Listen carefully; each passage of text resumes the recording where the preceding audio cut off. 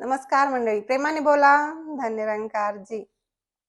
बघा, अवतारवाणीमध्ये शंशाबाबा अवतार सिंहजी महाराज म्हणतात की भ्रमात पडोनी दुनिया सारी, ग्रंथ कथा वाचन करती, नसे ध्यान जे लिहिले त्यावर व्यर्थ मनाला शिनवी. केवळ वाचन कामी न येई, धर्म ग्रंथ ऐसे वदती, सद्गुरु वाचून ज्ञान न उपजे, जाईल जन्म अधोगती.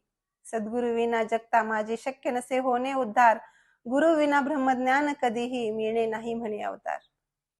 बघा, आज शहनशाहजी कुठल्या भ्रमाबद्दल बोलण्याचा प्रयत्न करतात. शहनशाहजी म्हणतात की भ्रमात पडून दुनिया सारी, ग्रंथ कथा वाचन करती, नसे ध्यान जे लिहिले त्यावर व्यर्थ मनाला शिनविती. शहनशाहजी म्हणतायत की हे जग सारं भ्रमात पडलंय आणि हे ग्रंथ कथा वाचून म्हणतायत की मला ज्ञान मिळालं, पण हे ज्ञान सद्गुरु वाचून कुणाला ना मिळलं ना मिळणार आहे, असं प्रत्येक ग्रंथामध्ये संतांनी लिहून ठेवलेलं आहे. मग आज आपलं लक्ष त्याच्याकडे आहे का? म्हणून शहनशाहजी म्हणतायत की नसे ध्यान जे लिहिले त्यावर व्यर्थ मनाला शिनविती. अहो, एके ठिकाणी कबीरजी म्हणतात, बैठा पंडित पढे पुराण, बिन देखे का करे बखान, तू कहे कागज की लेखी, मैं कहो आखन की देखी.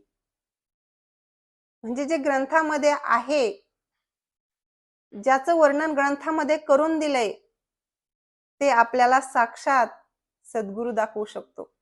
ते परब्रह्म, त्या देवाची ओळख आपल्याला फक्त आणि फक्त सद्गुरूच करून देऊ शकतो.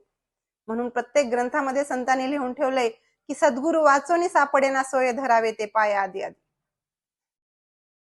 आज जग कुठल्या कुठे गेलेलं आहे, पण काही समाज हा अंधश्रद्धेमध्ये एवढा गुरफटला गेलेला आहे की बघितलं तर माणसाला दुःख होईल. बघा, एके दिवशी सकाळी सकाळी शेताकडे चाललो होतो. शनिवारचा दिवस होता. जेव्हा सकाळी शेतात जाताना रस्त्याला एक वळण येतं, त्या वळणावर 2-3 नारळ, भरपूर अशी लिंब, हळदी कुंकू, काही उकडलेले निवद असं रस्त्यात भलं मोठं मांडून ठेवलेलं होतं. आता जाताना बघितलं तर लोक असे भरपूर त्याला वळण देऊन साईडनं लांबून जायचे. त्याच्या जवळून सुद्धा जायला लोक घाबरत होते. तर ह्या घाबरण्यामागचं कारण काय आहे? तर आपल्याला त्या गोष्टीबद्दलचं असलेलं अज्ञान. आपल्याला माहित नाही ते काय आहे काय, पण ते सगळं बघूनच माणूस एवढा घाबरून जातो. काही लोकांनी, काही भोंदूबोवांनी अशी समज घालून दिलेली असते काही ठराविक लोकांनी, की त्याबद्दल माणसं आपोआप घाबरतात. त्यांना घाबर म्हणायची सुद्धा गरज लागत नाही. दासीनं जेव्हा हे बघितलं, आम्ही तसंच पुढे निघून गेलो. पुढे गेल्यानंतर दासीच्या डोक्यात एक विचार आला की मी एखादा फोटो किंवा व्हिडिओ तरी काढायला पाहिजे होता. त्यांनी म्हणले, काय करायचं होतं? मी म्हणलं, नाही, उगाच असंच. वापस येताना मग तिथं गाडी थांबवली. तिथे एक व्हिडिओ काढायला लागले. त्यावेळेस तिथं कुत्रं आलं आणि ते कुत्रं ते निवद खाऊ लागलं. आता बघा, एखाद्या माणूस येऊन तिथे एवढं घाबरतोय, त्याच्या लांबून जातोय. आता ते कुत्रं येऊन तिथं ते निवद खातंय, त्या कुत्र्याला काही होत नाही. ह्याला कारण आहे, त्या कुत्र्याला हे सगळं काही माहितीच नाही कर्मकांड. कुत्र्याला फक्त एवढं माहिती आहे तिथे निवद आहे, ते खाण्यायोग्य वस्तू आहे म्हणून ते खायले. आपल्याला मात्र ह्या भोंदूबुवांनी असं भलं मोठं काही काही भीती घालून दिलेली असते, त्यामुळे आपण त्याला भीतो. सांगण्याचा भाव हाच आहे की ही जी लोक असतात ती स्वतः सुद्धा ह्या सगळ्याला घाबरत नसतात, पण ते आपल्याला घाबरवत असतात. का तर त्यांना सुद्धा ते खरं खोटं काही माहिती असतं, पण ते आपल्याला सांगत नसतात. का तर त्यांचं उपजीविकेचं साधनच ते आहे ना. आपल्याला 4थ्या प्रणामध्ये असं समजावून सांगितलेलं आहे की गृहस्थ आश्रमाचा त्याग करून वेशधारी ढोंगी साधू फकीर बनून समाजावर ओझं व्हायचं नाही, तर स्वकष्टाची कमाई करून एक मर्यादापूर्वक गृहस्थ जीवन व्यतीत करायचं आहे. म्हणूनच एके ठिकाणी तुकाराम महाराज म्हणतात, कैसे कैसे झाले भोंदू, कर्म करुणी म्हणती साधू, अंगा लावून या राख, डोळे झाकून करती पाप, दावून वैराग्याची कळा, भोगी विषयाचा सोहळा, तुका म्हणे सांगू किती, जळो तयाची संगती. आज प्रत्येक ग्रंथाने आपल्याला सावध करण्याचा प्रयत्न केलेला आहे.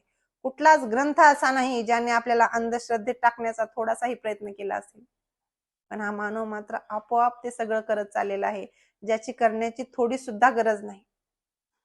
म्हणून तर शहनशाहजी म्हणतात की भ्रमात पडून दुनिया सारी, सारी दुनिया. एक दोन नाही, एके ठिकाणी शहनशाहजी अजून म्हणतायत, एक दोन हे नाही चुकले, चुकला हा सारा संसार, देवाची तर ओळख नाही करती नामाचा उच्चार. मन मार्गाने निज बुद्धीला मार्गी उलट्या लावेले, तरे तरेच्या घडवून मूर्ती कैक देव करून बसले. सूर्यचंद्र ज्याने बनविले दीप तयाला दाविती, सुगंध ज्या स्वामीने बनविला धूप जाळीती त्यापुरती. कर्मकांड अंधारा माझी चाले आंधळा कारोबार, नैवेद्य दाविती तयाला जो जगताचा असे दातार. सीमायाला घालू पाहती असीम जो आहे जगती, परमेशाच्या भेटीसाठी आपणची धोका खाती. कल्पित ऐसे महाल बनविती पायावरती स्वप्नांच्या, म्हणे अवतार दया कर स्वामी जीवावरी या जगताच्या. मग आज माणसाला हा झालेला भ्रम दूर कसा होणार? एके ठिकाणी विवेक शोकजींनी खूप सुंदर उदाहरण दिलं होतं. ते म्हणतात की एका गल्लीमध्ये 3-4 वेडे होते. आता ते वेडे ते सतत स्वतःला एका 4 व्हीलर मध्ये असल्यासारखं मानायचे. हातामध्ये टेरिंग धरायची, कुठेही गाडी गुर्र करून कुठेही फिरायचे. त्यांना वाटायचं मी गाडीतच फिरतोय. आणि सगळीकडून फिरून आलं की आपल्या दारात येऊन गाडी गुर्र करून पार्क करायची आणि निवांत बसायचं. हे सगळं एक महात्मा खाली बसून बघत असतात. मग ते महाराज जातात, म्हणतात अहो हे लोक काय करतायत? ते म्हणतात अहो त्यांना वाटतं की त्यांच्या 4 व्हीलर गाड्या आहेत आणि म्हणून ते दिवसभर गाड्या चालवत असतात. मग हे म्हणतात अहो मग तुम्ही सांगायचं ना त्यांना, तुम्ही हा त्यांचा भ्रम दूर करा ना की खरंच त्या तुमच्या गाड्या नाहीत, तुम्हाला तो झालेला भ्रम आहे. तो महात्मा म्हणतो अहो मी तसं कसं करू शकतो? का का नाही करू शकत तुम्ही? अहो त्याच गाड्या धुवायचे 500 रुपये महिना मी घेतो ना. मग आज कुठेतरी समाजातही असंच होते. म्हणून तर दुसऱ्याचा भ्रम दूर करायला कोणीही तयार नाही. हा भ्रम फक्त आणि फक्त सद्गुरूच दूर करू शकतो. म्हणून तर सद्गुरू वाचून सापडेना सोय धरावे ते पाय आदी आदी असं संतांनी सांगितलेलंच आहे. मग आज आपल्याला गरज आहे तर फक्त त्या सद्गुरू जवळ जाण्याची. सद्गुरू जवळ गेल्यानंतर आपले भ्रम आपोआप दूर होत जाणार आहेत आणि ह्या सत्याची जाणीव आपल्याला होणार आहे, ज्याच्यासाठी आपला जन्म झालेला आहे. शहनशाहजी म्हणतायत की जाईल जन्म अधोगती. जर हे आपल्याला नाही मिळालं, जर आपल्याला हा देव नाही कळाला, आपला मनुष्य जन्म कशासाठी आहे हे नाही कळालं, तर आपल्याला हा मिळालेला जन्म असाच अधोगतीला जाणार आहे. आणि म्हणूनच या सद्गुरू जवळ येऊन या भ्रमाची प्राप्ती करून या भ्रमाची मात्र समाप्ती करून घेऊयात. तेव्हाच कुठेतरी आपली कर्म सुधारणार आहेत. नाहीतर एके ठिकाणी गीतकार म्हणतो समयाचा हा सद्गुरू सांगे दे कर्मावर जोर मानवा कर्म करावे थोर. आपले कर्म असे हवेत ज्याने मला सांगायची गरजच नाही पडली पाहिजे की मी निरंकारी आहे. माझे कर्म सांगतील मी काय आहे. अहो आपण एखादं चांगलं काम जरी केलं ना तर लोकांचं लक्ष असतं आणि आपण एखादं वाईट जरी काम केलं तरी लोकांचं लक्ष असतंच. त्याच्यामुळे जे काही करायचंय ते चांगलंच करण्याचा प्रयत्न करा, जेणेकरून माझ्यामुळं माझ्या सद्गुरूकडे बोट जाऊ नये. या माझे व्हिडिओ जर तुम्हाला आवडत असतील तर प्लीज लाईक करायला विसरू नका आणि आपल्या सत्संगी बांधवाबरोबरही शेअर करायला विसरू नका. धन्यवाद.